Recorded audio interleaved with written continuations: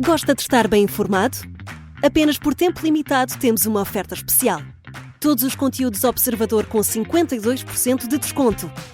Ler as notícias que importam, ao minuto, artigos de opinião sem restrições ou acesso antecipado aos Podcast Plus e muitos mais benefícios. Tire a prova dos 9 e descubra as nossas ofertas. Flash Sale Observador. Mais benefícios, metade do preço. Assine agora em observador.pt por 1 ano com 52% de desconto. Esta é a história do dia da Rádio Observador. Como Israel ocupou o espaço vazio na Síria.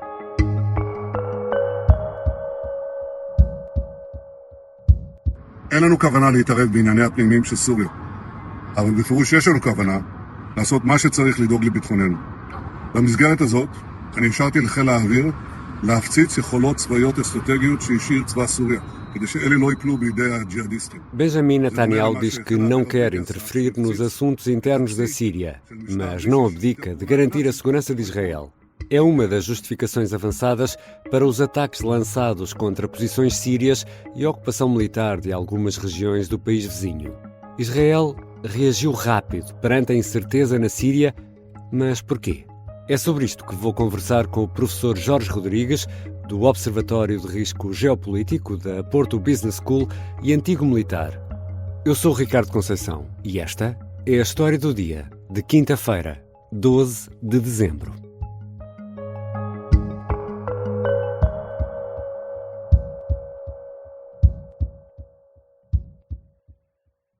Bem-vindo, professor Jorge Rodrigues. Obrigado pelo convite, Ricardo. Professor, temos de começar, obviamente, pela questão dos Montes Golã e pelo conflito que opõe a Síria a Israel, podemos dizer, há muitas dezenas de anos.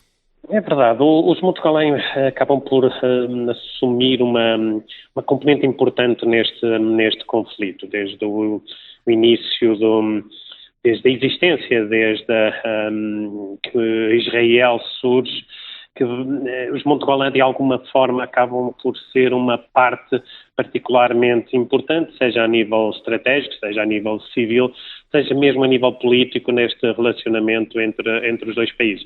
Como ficou o território da Síria no pós-mandato da França, tinha alguma capacidade de intervenção em território israelita que preocupou os israelitas em 1967, quando desenvolveu aquele ataque preventivo na sequência de algumas ações e movimentações de forças militares do Egito, mas a verdade é que acabou por se constituir num conflito israelo-árabe, na Guerra dos 6 Dias, e que, portanto, desde junho de 67, que Israel acabou por vir a ocupar essa região, como ocuparia outras dentro dos seus adversários na altura, o Egito, a Jordânia e o Iraque também, para além da Síria, naturalmente. E nessa altura esse controle acabou por ser transformado um pouco mais tarde numa ocupação de facto do território.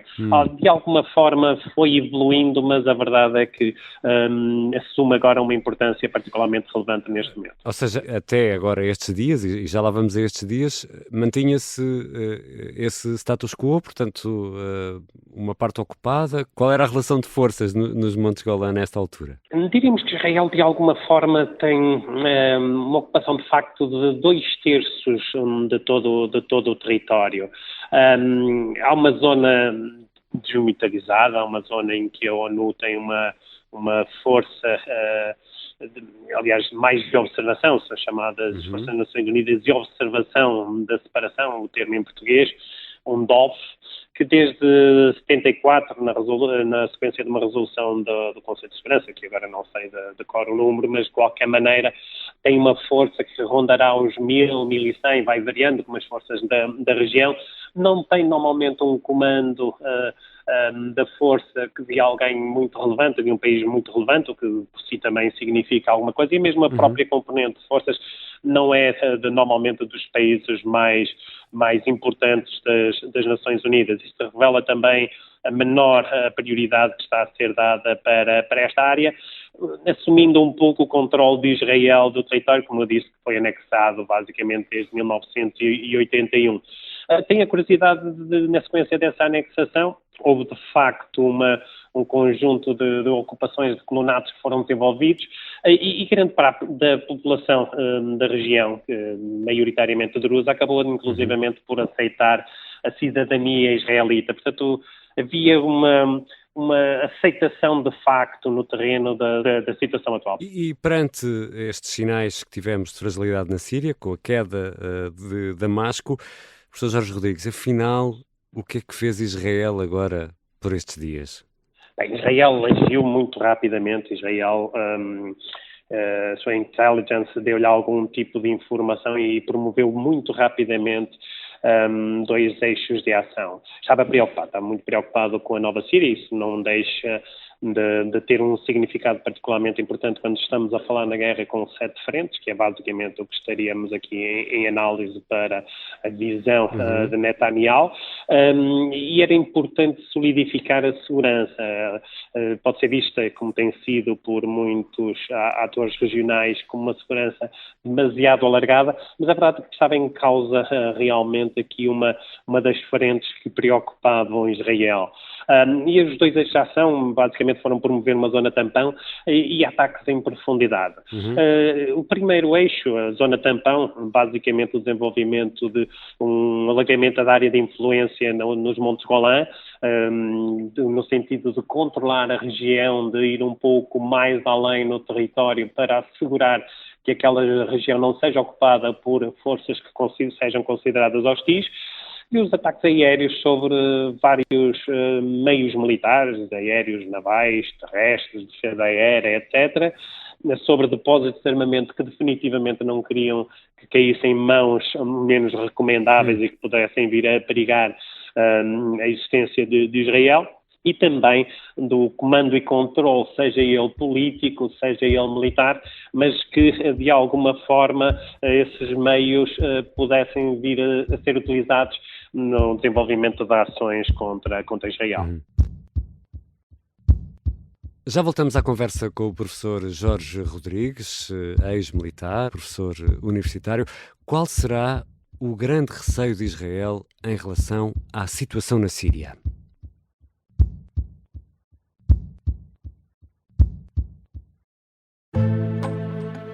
O sargento na cela 7. O homem na cela 7 escapou à morte por pouco. Piratinha do ar. Eu já disse que ele só tem 16 anos. Um espião no Kremlin. Esta é a história escondida de como Putin montou uma teia de poder e guerra. O encantador de ricos. Todos queriam estar com ele. Todos queriam ser vistos com ele. E todos queriam fazer negócios com ele. Operação Papagaio. Dão-lhe a entender que o melhor é que também fique calado. Matar o Papa. Crono não está só disposto a matar, também está disposto a morrer. Um rei na boca do inferno. A mansão da boca do inferno está cheia de espiões e informadores, por dentro e por fora. São histórias que fazem parte dos Podcast Plus do Observador. Pode ouvir no site do Observador, nas plataformas de podcast e no YouTube. Podcast Plus é mais do que um podcast. Estamos de regresso à conversa com o professor Jorge Rodrigues, foi militar, é agora professor universitário na Porto Business School. Professor, por que são os Montes Golã tão, e eu ainda digo mais uma vez, tão estratégicos e importantes para Israel? Ora bem, são umas posições elevadas. Isso a nível militar tem particular importância porque tem o que se designa como comandamento sobre o território israelita, ou seja, de alguma forma Israel tem uma profundidade estratégica diminuta, ou seja, muito facilmente se intervém sobre zona sensível no interior do território israelita. Isso é preocupante não só por atingir áreas civis e, portanto, bastante populosas e que poderá causar grandes baixas todo o sistema social e económico do país, como a nível militar, obviamente, com uma entrada e com uma profundidade de ataque que realmente poderá ser sempre difícil reagir, mesmo com as reservas, com a capacidade que Israel tem. A verdade é que poderá demorar e ser capaz de repor a situação da frente com alguma dificuldade. Portanto, militarmente, há ali uma componente particularmente relevante se for ocupada por forças hostis.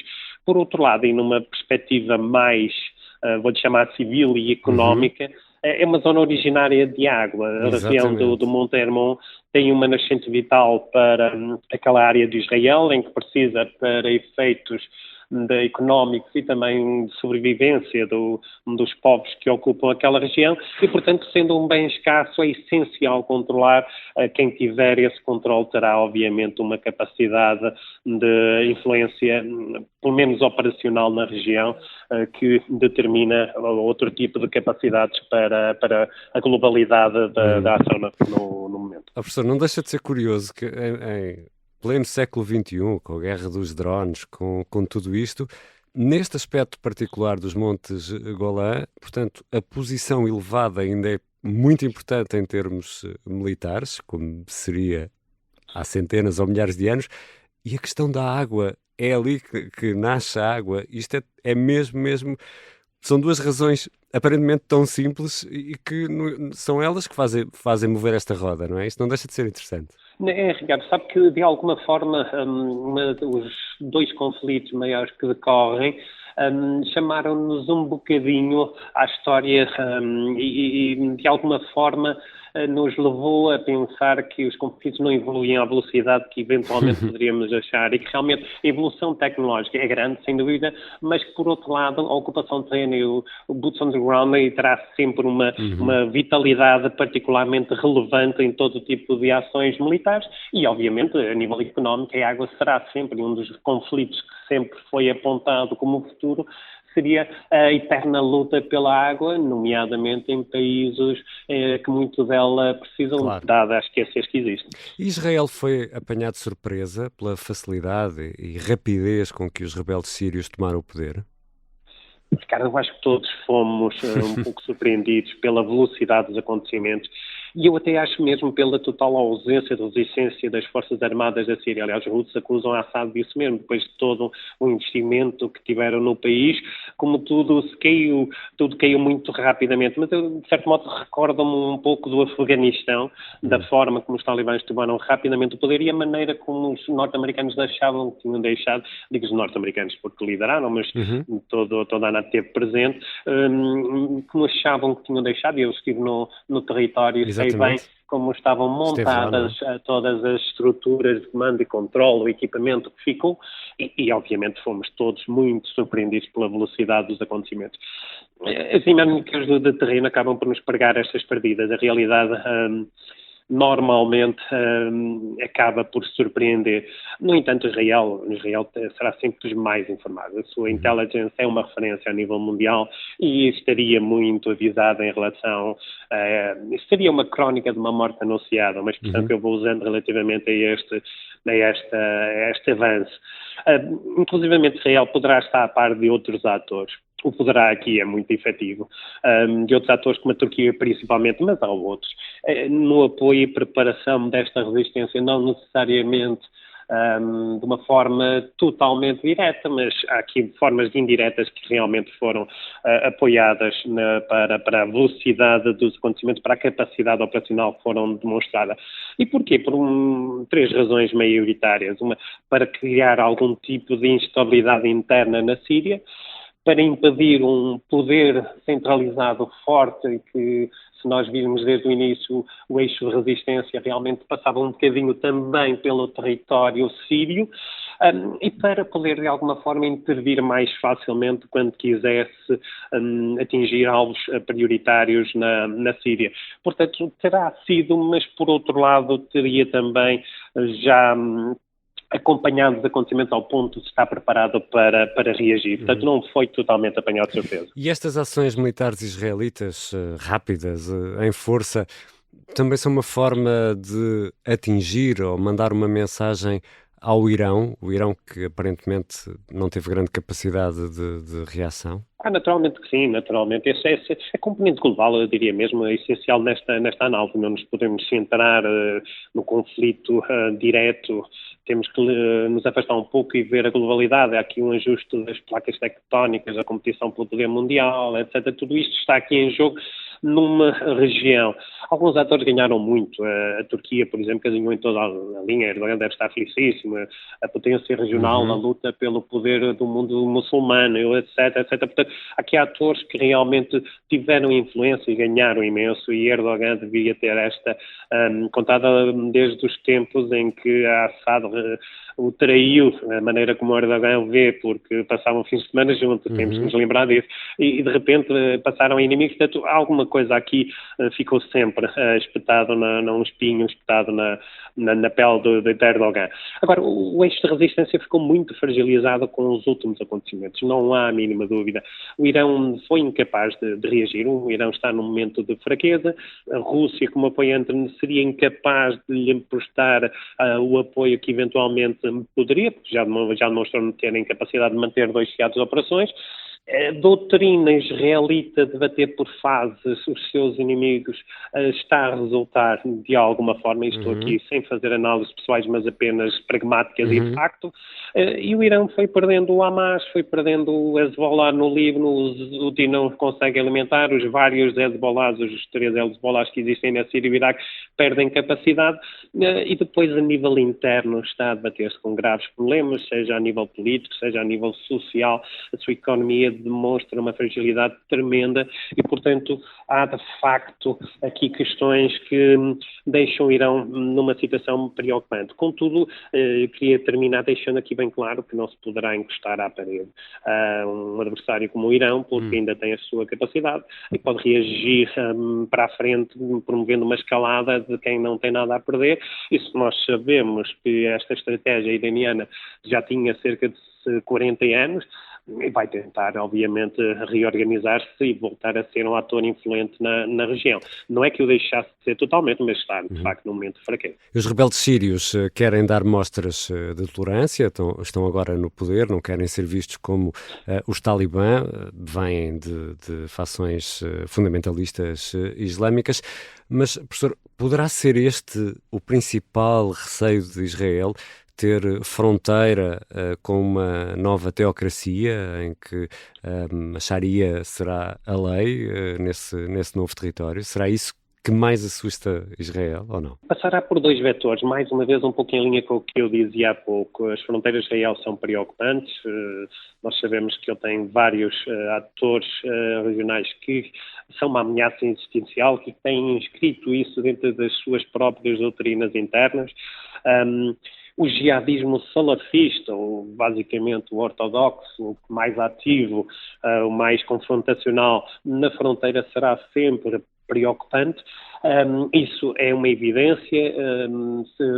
O Israel ser um inimigo que une é outro problema também, que é o poder surgir algum tipo de alianças, que agora inclusivamente algumas serão improváveis e que inclusivamente o Irão poderá vir a ser um aliado futuro com esse regime. Vejamos o que o Irão fez com os sunitas do Hamas, não seriam uns aliados naturais, mas com um adversário comum realmente tudo se consegue ultrapassar e, portanto, Israel pode ver aqui 2 problemas, que é um ataque direto, uma preocupação direta e depois a transporte e a projeção de influência por um ator mais afastado, mais externo e que deste modo consegue estar na sua fronteira. Portanto, é preocupante para Israel, é uma ameaça e Israel de alguma forma vê que o momento de intervir e de criar algum tipo de segurança num conceito alargado é este e o momento terá que implicar algum tipo de ações, como já vimos anteriormente.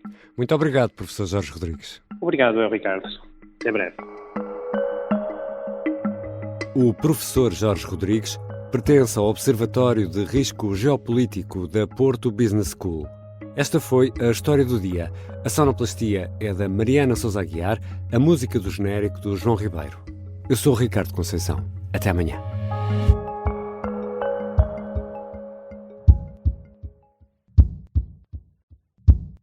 Se gostar deste podcast, pode seguir, dar 5 estrelas e comentar o episódio na Apple Podcasts ou no Spotify.